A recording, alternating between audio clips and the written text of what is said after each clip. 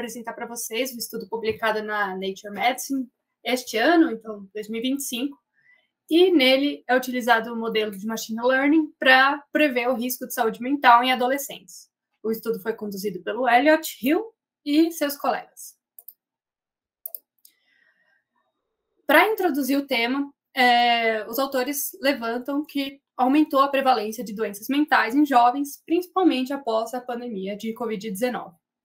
Também é trazido como o machine learning é utilizado nessa área, né? Então, geralmente, a partir dos sintomas, é predito um desfecho estudado, ao invés de, por exemplo, usar a etiologia da doença para basear os algoritmos e os preditores.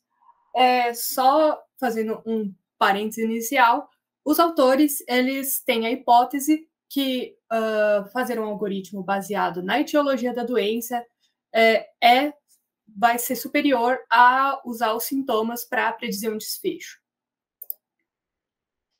Então, os objetivos dos estudos prever o risco de saúde mental em adolescentes, utilizando os modelos de machine learning, com foco em intervir precocemente no aparecimento dessas doenças, né? E foram setadas 5 metas pelos autores. A primeira é garantir a precisão dos dados, usando os dados atuais e históricos, né? Validar a eficiência das medidas acessíveis, como os questionários, principalmente questionários mais curtos, comparar modelos baseados em causas subjacentes, como a etiologia, versus os sintomas, e identificar os jovens que migram para o grupo de alto risco em um ano, e, por último, descobrir quais são os fatores que têm maior poder de predizer o desfecho, né? Falando agora sobre a metodologia, foram usados o estudo ABCD, também conhecido como Cohort ABCD, que acompanhou 11.416 crianças no final, após a limpeza e imputação, né? Como pré-processamento de dados, eles realizaram a padronização das variáveis e a imputação pela média. Os dados são coletados de questionários, com destaque para o questionário de Child Behavior Checklist, o CBCL, mas tem outros que são utilizados, e também exames de neuroimagem, como a ressonância magnética. Os autores dividiram os dados em 3 estratos, 80% deles ficou no treino e outros 10% para validação, e os últimos 10% para o teste. Como é que foi feito a parte do machine learning, né? Então, os algoritmos que os autores testaram foram de modelos de redes neurais, começando pelo modelo linear e um multicamadas, que são mais simples, seguindo pelas redes neurais recorrentes, o RNN, também por uma rede neural com uma memória de mais longo prazo, o LSTM, e os transformers. Para fazer a análise, também foi feita uma divisão fatorial, né, do P-fator, que é um questionário de psicopatologia, para classificar o risco de desenvolver ansiedade e depressão nesses jovens. Foi utilizado o Sharp Values para avaliar os preditores, e para a otimização dos algoritmos, os autores contam para a gente que foram realizadas 128 tentativas de ajuste, utilizando o gradiente descendente estocrático com momento de Nesterov.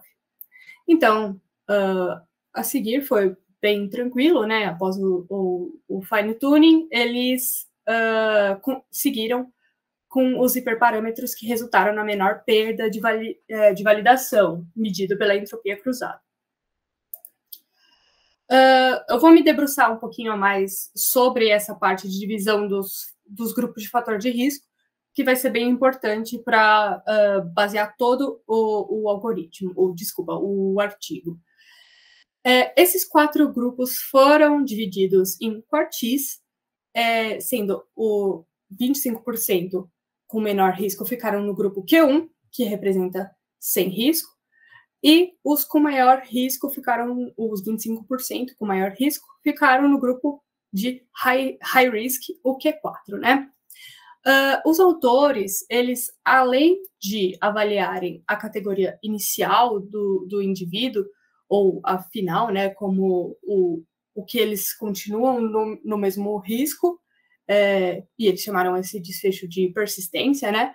Eles também avaliaram o aumento de risco entre uma medida e outra dos jovens, eles chamaram isso de conversão, e por fim, eles avaliaram quais jovens terminaram em risco elevado, independente da categoria inicial deles, e eles chamaram esse último modo de agnóstico.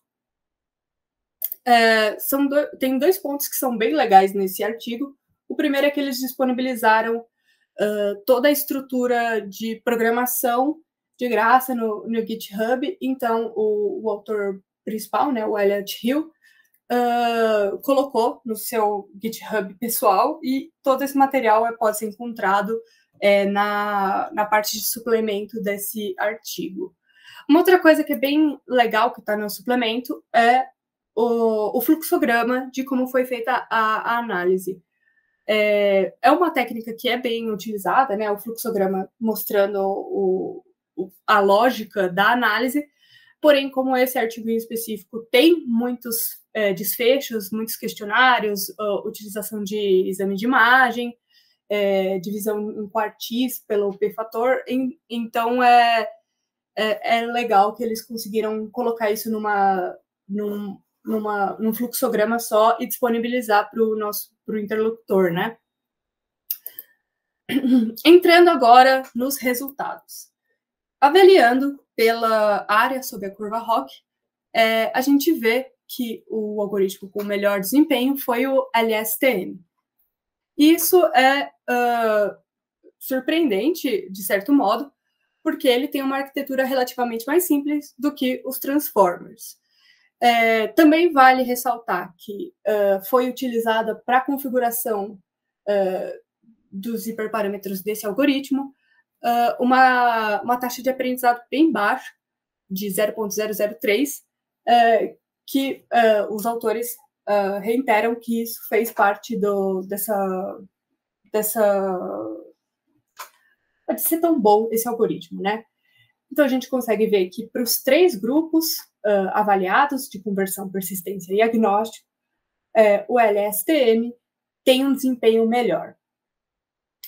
Por fim, só para ressaltar que o modelo linear, que está sendo utilizado aqui como baseline, foi bem inferior, e isso é bom, segundo os próprios autores, já que por ser um modelo mais simples, para dados que não necessariamente são longitudinais, ele está inferior ao algoritmo que foi escolhido depois. É interessante, é bom, né?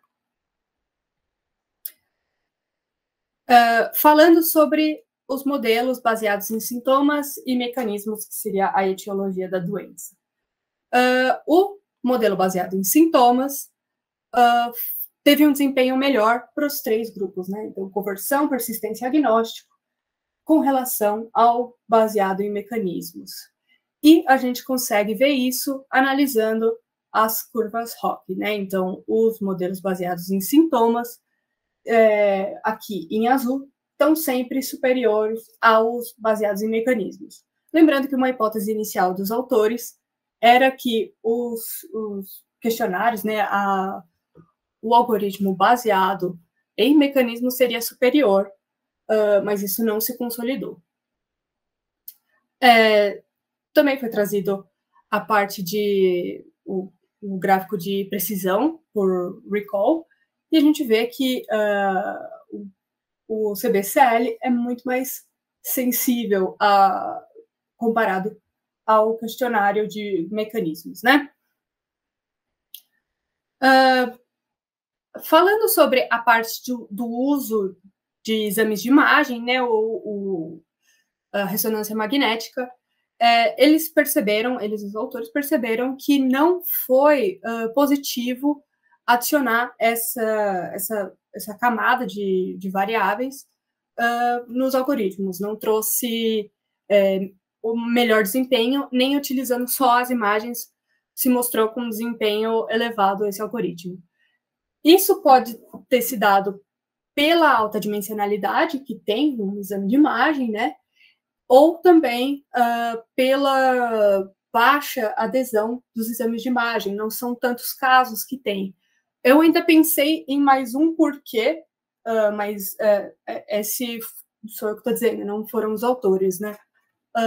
Toda a base da psicanálise, das doenças psíquicas, é o inconsciente, e não a parte orgânica do cérebro, né? Então, não faria sentido, do ponto de vista teórico, se tivesse, desculpa, uma melhoria da variabilidade pelo exame de imagem, apesar de também não ser nada fora do comum, né?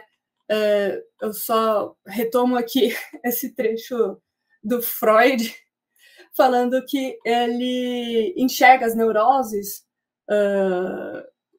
com base não na estrutura orgânica do corpo, né?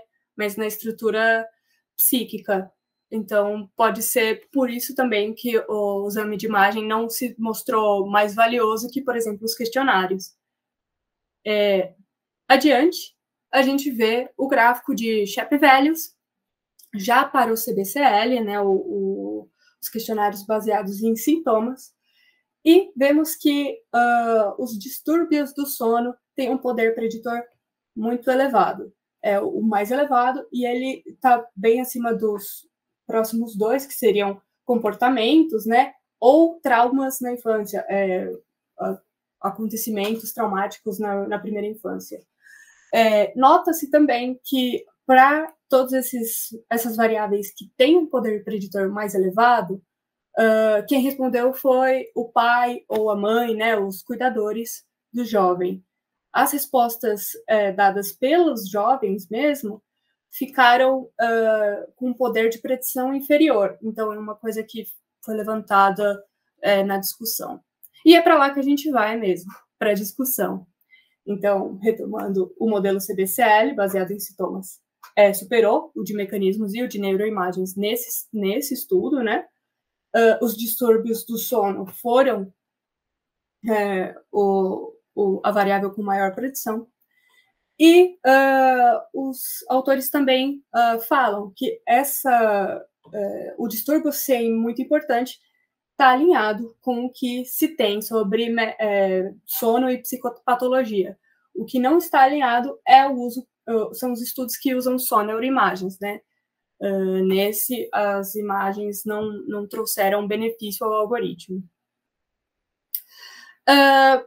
Uma das limitações que foi bem discutida foi o autorrelato, né, tanto de pais como de jovens, e o uso de uma amostra que não necessariamente teria a doença, né, uma amostra comunitária, uma amostra não clínica. Então, para continuar esses estudos, eles falam que é necessário validar para uma população já afetada, por exemplo, com depressão grave, testar um questionário mais reduzido ainda para ajudar no rastreamento precoce dessas doenças da psique, e, por fim, incluir biomarcadores como exames de cortisol e outros exames, né? É isso. Muito obrigada